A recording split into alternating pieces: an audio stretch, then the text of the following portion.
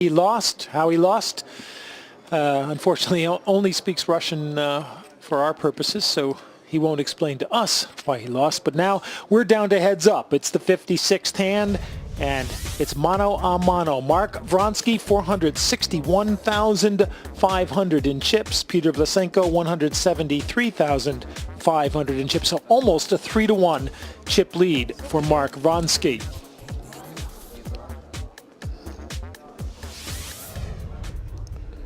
So there are the two remaining players, both Russians.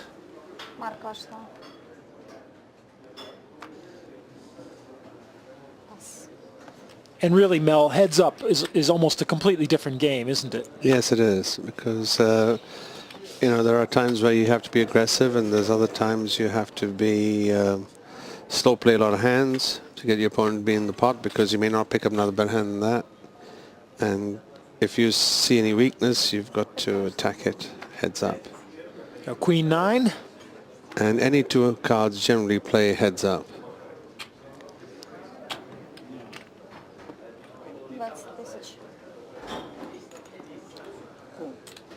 So Peter puts the bet in, and Mark calls.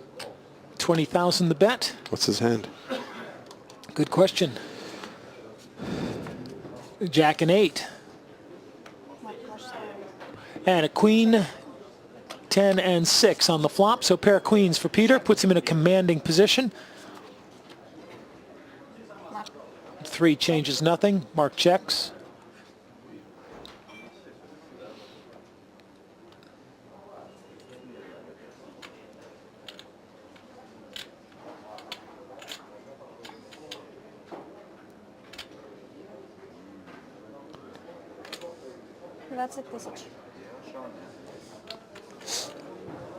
It's 20,000.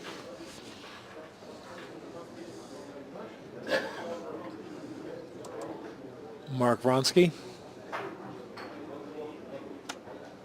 Who's going to pass this hand? Yeah. Lets it go. No reason to hang around. And so the first heads up pot goes to Peter Vlasenko. Moves him just under 200,000. Mark stays at a bit over 400,000. So that chip lead moving from 3-1 down closer to 2-1 now. And that's the other beauty of heads up, is how quickly positions can change. That's right, yeah.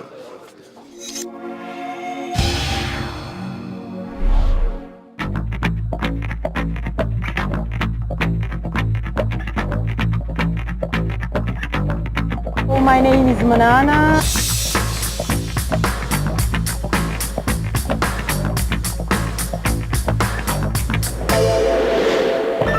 I started to play poker just accidentally, and that happened about 2.5 years ago. It was just a free tournament, and one of my friends told me, Manana, would you like to go and try? So I was like really doing well. It's exciting. I just arrived from Moscow. Originally I'm from Armenia, and I'm an Armenian. Party poker organizes a lot of kind of big tournaments, so I was just interested to see this one happening first time in St. Petersburg in Russia. I'm an actress.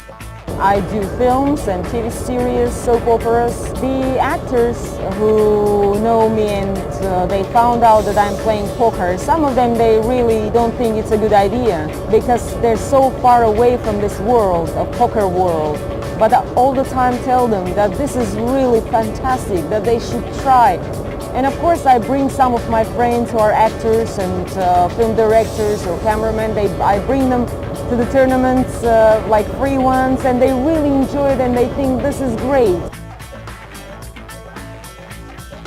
Tournaments which are televised is a very good idea. It was times during the communism when people couldn't play card games because it was forbidden.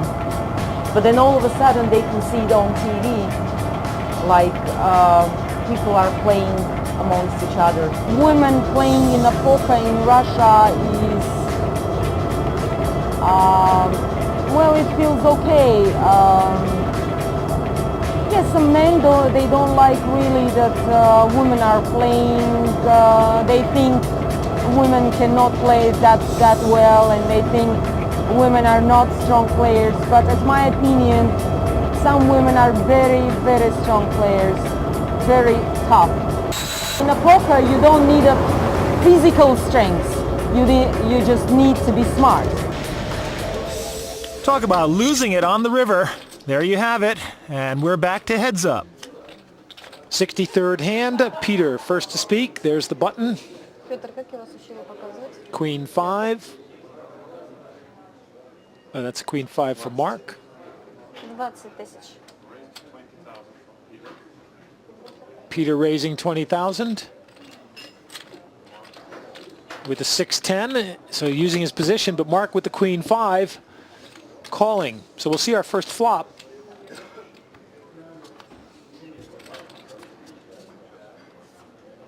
In a while, and there's a pair of 10s for Peter.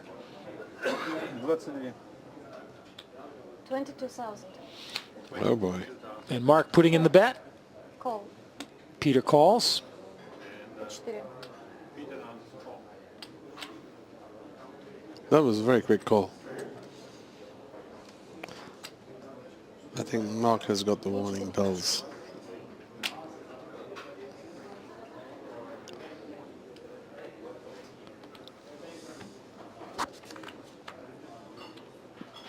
Well, he's just, the turn has brought him a set of 10s.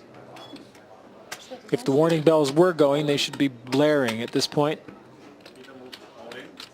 Oh no, I don't believe that. Peter went all in. Mark's cards were already on the way, but they speeded up a little bit there. Well, Not the best play. I think Mark played it right. You know, he led at the flop, and the other takes it there and then. And once he got called, he was done with the hand, and he gave it up. I think, Mike, I would say that Peter Ross is a little bit inexperienced in heads up from what I've seen so far. I'm not taking anything away with him because the guy's played really well to get to where he is today, but at the moment. But he's probably giving up a lot of flops, opportunities, you know. Well, he likes to play position, and he's done it this time. He's put in the raise with the 6 and a 10, and now he'll probably get this one contested. He's going to re-raise. With the ace. Yeah. This is the kind of opportunity he's been waiting for, and Peter folds immediately. Yeah.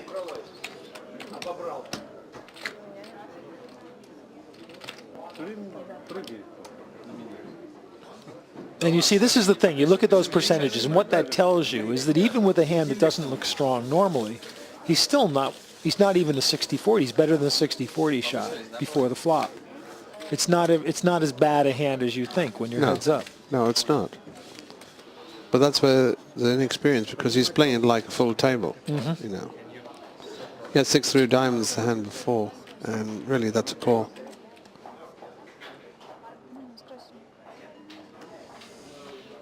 Ace 5 suited, very strong hand.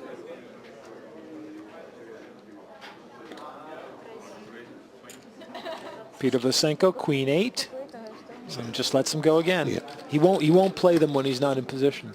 Well, it's not that. I don't think he. I better not say.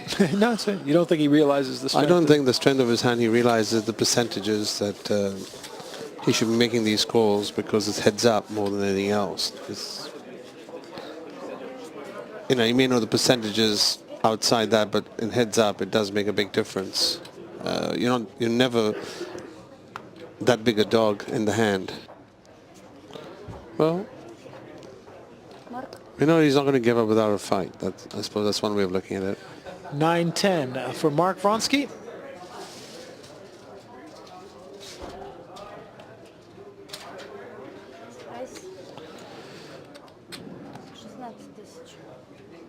Queen Jack suited.